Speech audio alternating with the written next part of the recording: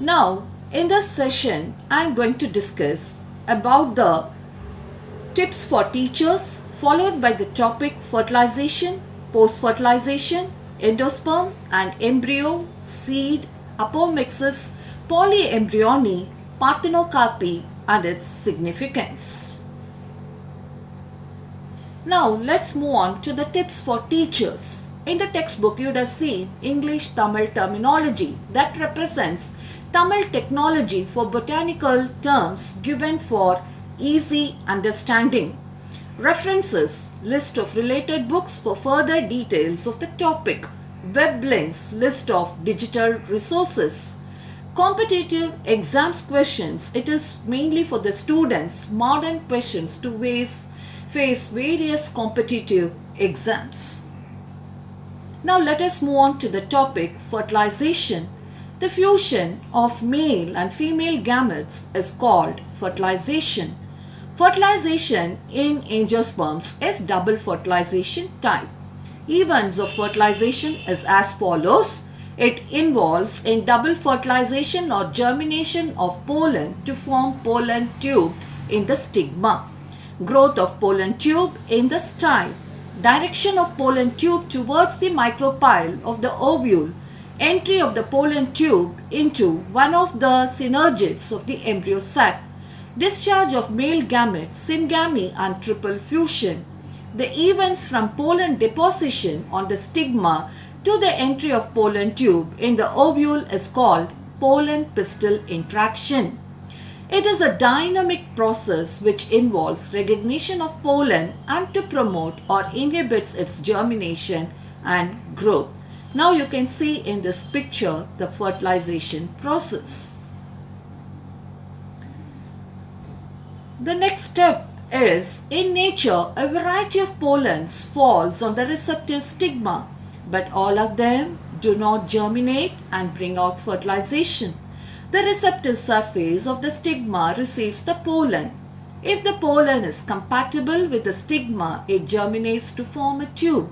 This is facilitated by the stigmatic fluid in wet stigma and pellicle in dry stigma. These two also design the incompatibility and compatibility of the pollen through recognition rejection protein reaction between the pollen and stigma surface. Sexual incompatibility may exist between different species that we call it as interspecific, or between members of the same species intraspecific. The first visible change in the pollen soon after it lands on stigma is hydration. The pollen wall proteins are released from the surface.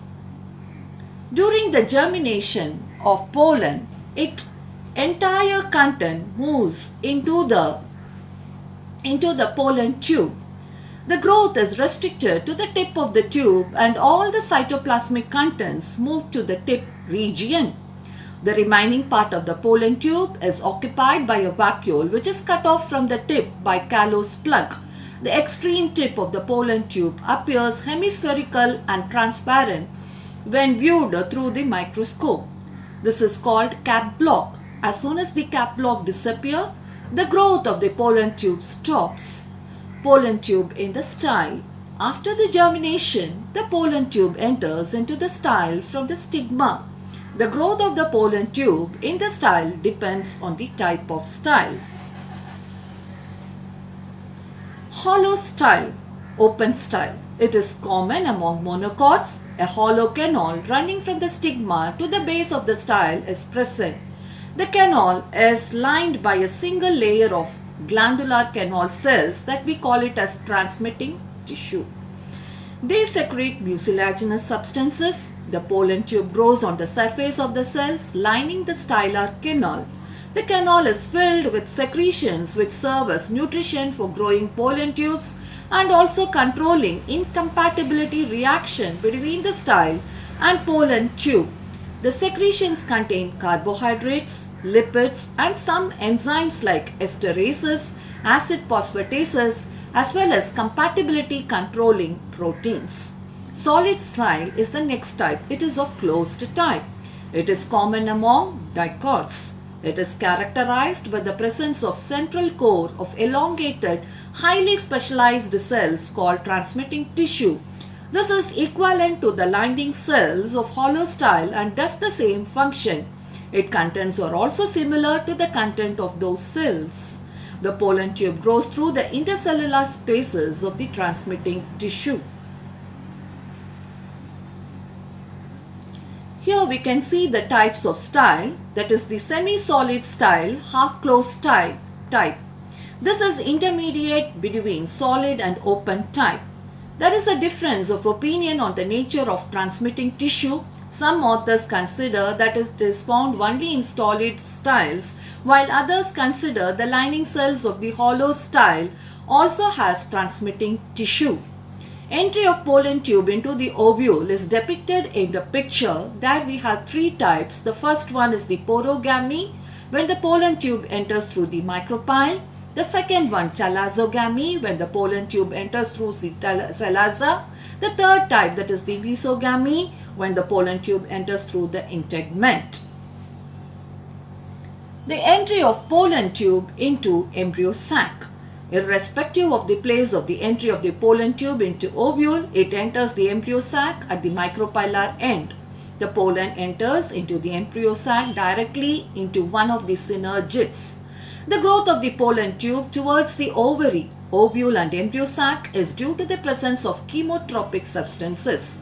The pollen tube, after traveling the whole length of the style, enters into the ovary locule, where it is guided towards the micropyle of the ovule by a structure called obturator. After reaching the embryo sac, a pore is formed in pollen tube wall at its apex or just behind the apex. The content of the pollen tube, two male gametes, vegetative nucleus, and cytoplasm are discharged into the synergids into which pollen tube enters. The pollen tube does not grow beyond it in the embryo sac. The tube nucleus disorganizes.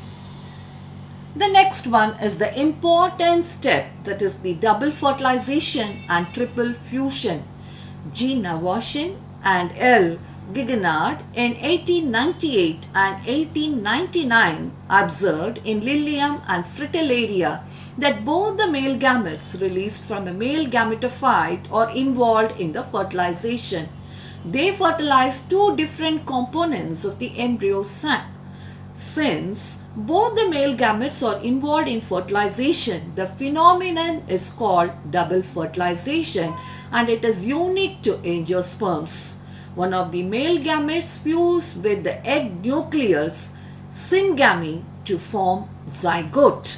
The second gamete migrates to the central cell where it fuses with the polar nuclei or the fusion product, the secondary nucleus, and forms the primary endosperm nucleus. Since this involves the fusion of three nuclei, this phenomenon is called triple fusion. This act results in endosperm formation, which forms the nutritive tissue for the embryo. So it is very clearly shown in the picture, the double fertilization as well as the triple fusion. The next one is the post-fertilization structure and events. So here, after fertilization, several changes takes place in the floral parts up to the formation of the seed. The events after fertilization are endosperm, embryo development, formation of seed, fruits.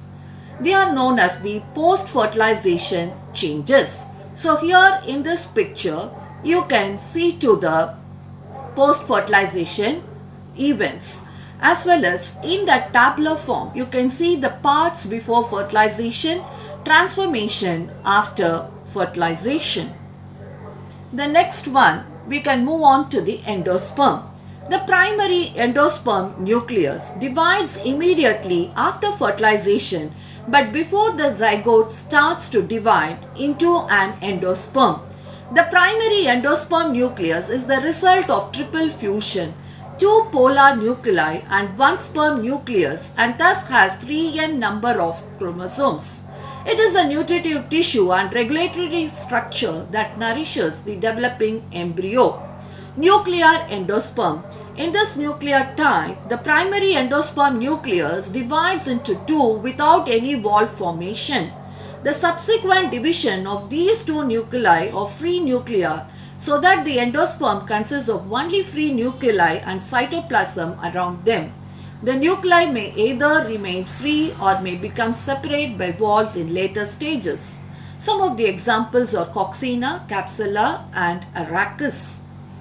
The next one, we can move on to the types of endosperm. There are cellular endosperm. In this type, the primary endosperm nucleus divides into a nuclei which are immediately followed by a wall formation.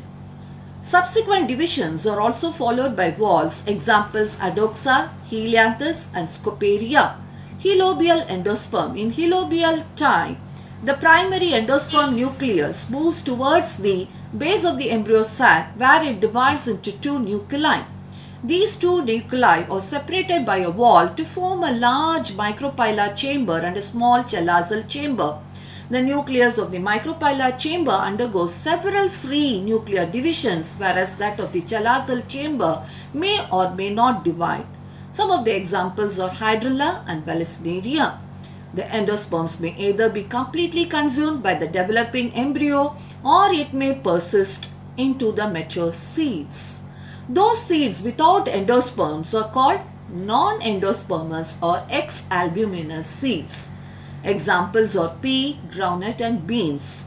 Those seeds with endosperms are called endospermous or albuminous seeds. The endosperms in the seeds supply nutrition to the embryo during seed germination.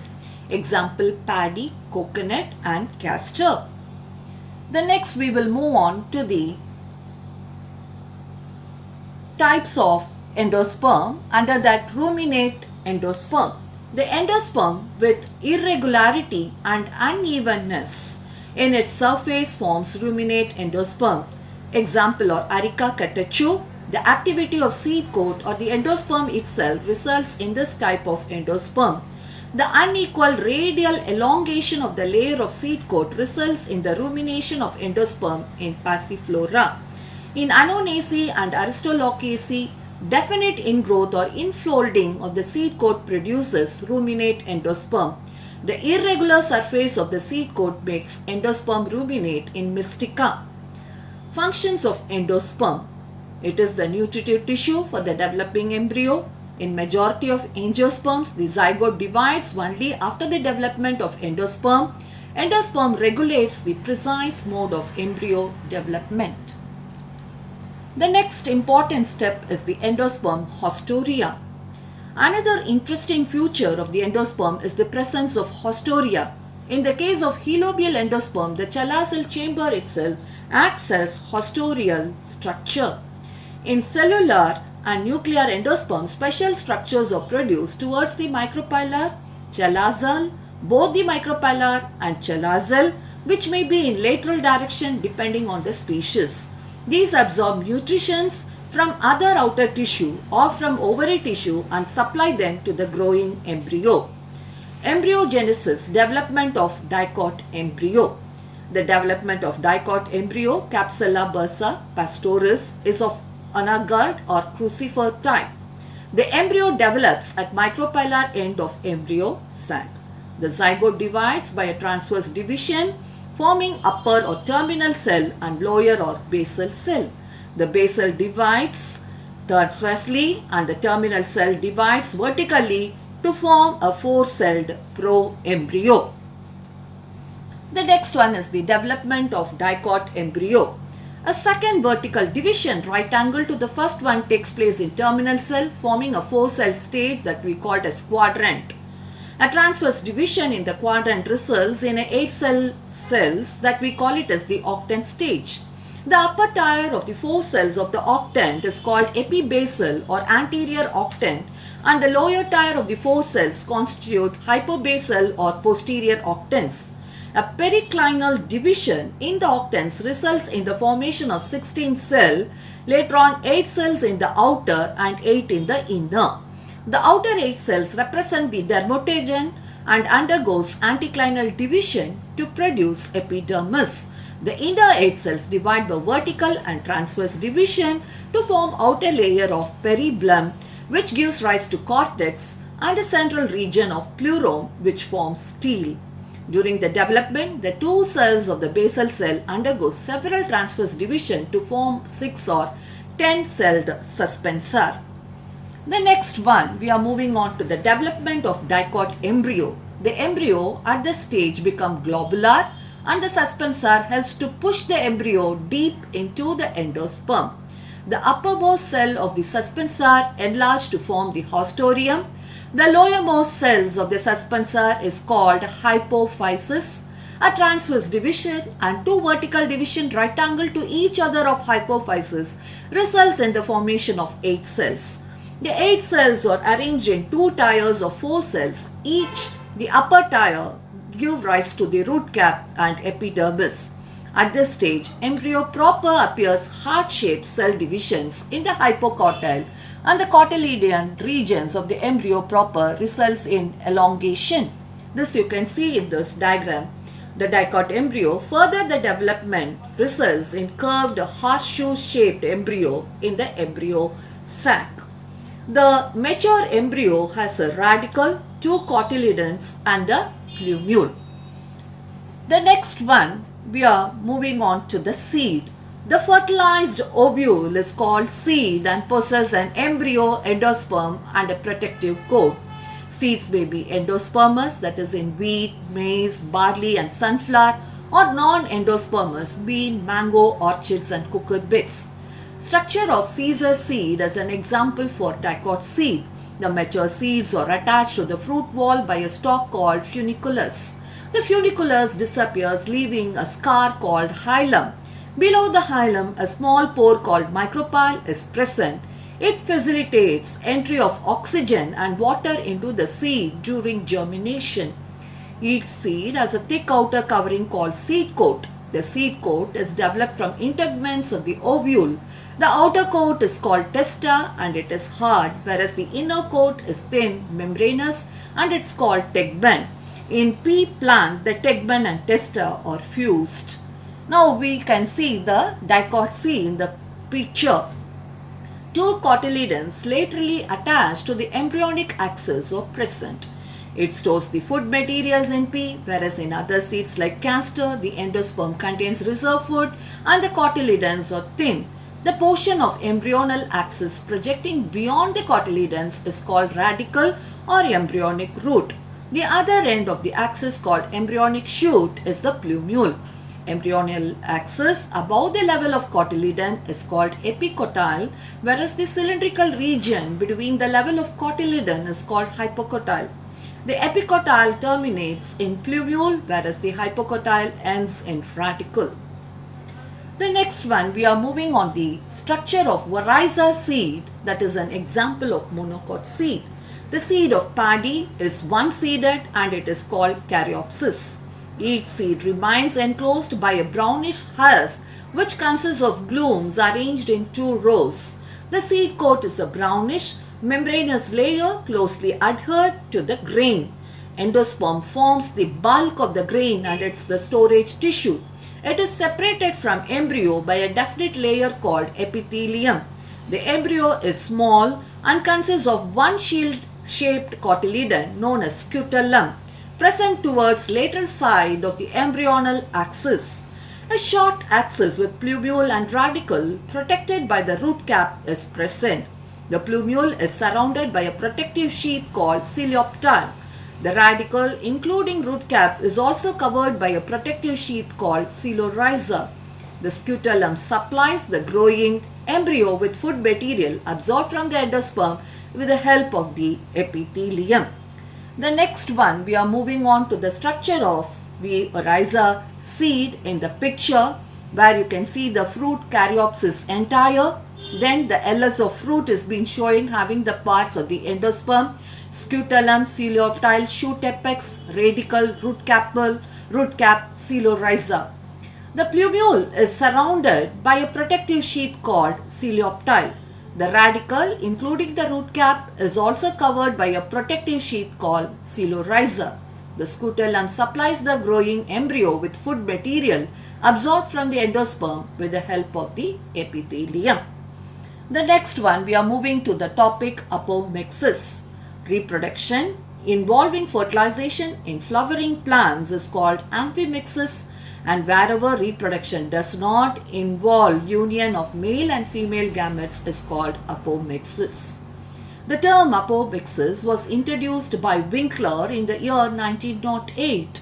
It is defined as the substitution of the usual sexual system, amphimixis, by a form of reproduction which does not involve meiosis and syngamy. Maheshwari, Indian scientist, 1950, classified apomixis into two types, recurrent and non-recurrent. Recurrent apomixis, it includes vegetative reproduction and agamospermy.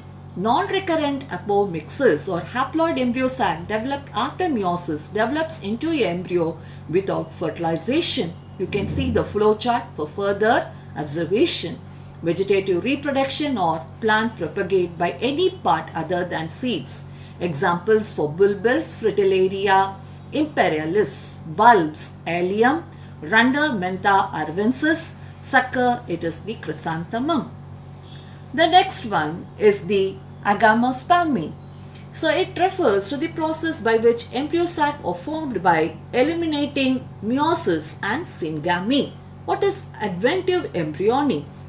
An embryo arises directly from diploid sporophytic cells either from nucellus or integument. It is also called sporophytic budding because gametophytic phase is completely absent.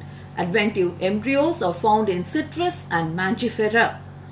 Diplospory, generative apospory. A diploid embryo sac is formed from megaspore mother cell without a regular meiotic division. Example, Eupatorium and Airva. Apospory. Megaspore mother cell undergoes the normal meiosis and 4 megaspores form gradually disappear. A nucellar cell becomes activated and develops into a diploid embryo sac.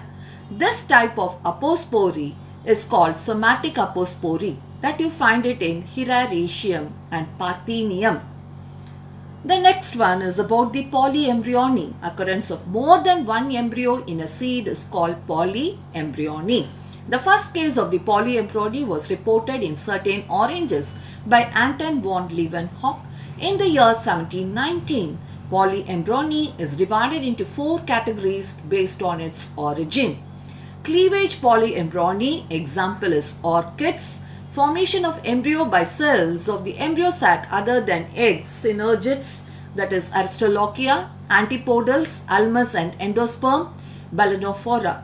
Development of more than one embryo sac within the same ovule. Derivatives of 2 or more in the case of Casuarina. Activation of some sporophytic cells of the ovule, nucellus, integument, citrus and Syzygium. Practical applications are seedlings formed from the nucellar tissue in citrus or found better clones for orchids. Embryos derived through polyembryony are found virus-free. The last one is about the parthenocarpy. The ovary becomes the fruit and the ovule becomes the seed after fertilization. However, in number of cases, fruit-like structures may develop from the ovary without the act of fertilization. Such fruits are called parthenocarpic fruits. Invariably, they will not have true seeds. Many commercial fruits are more seedless. Example, banana, grapes and papaya. Nitsch in 1963 classified the parthenocarpy into the following types. Genetic parthenocarpy. It arises due to the hybridization or mutation. Example are citrus, cucurbita. Environmental parthenocarpy or conditions like frost, fog, low temperature, high temperature include parthenocarpy. For example, low temperatures for 3 to 19 hours induces parthenocarpy in pear. A chemically induced parthenocarpy is application of growth promoting substances like auxins and gibberellins induces parthenocarpy. Next, we can move on to the significance of the Parthenocarpi. The seedless fruits have great significance in horticulture. The seedless fruit have great commercial importance. Seedless fruits are useful for the preparation of jams, jellies, sauces, fruit drinks, etc. High proportion of edible part is available in parthenocarpic fruits due to the absence of seeds. So this one is the reproduction in plants summary. So here you can see the entire picture of the reproduction in plants. The last is the thank you. Hope you all understood about the fertilization as well as the final significance of the Parthenocarpi.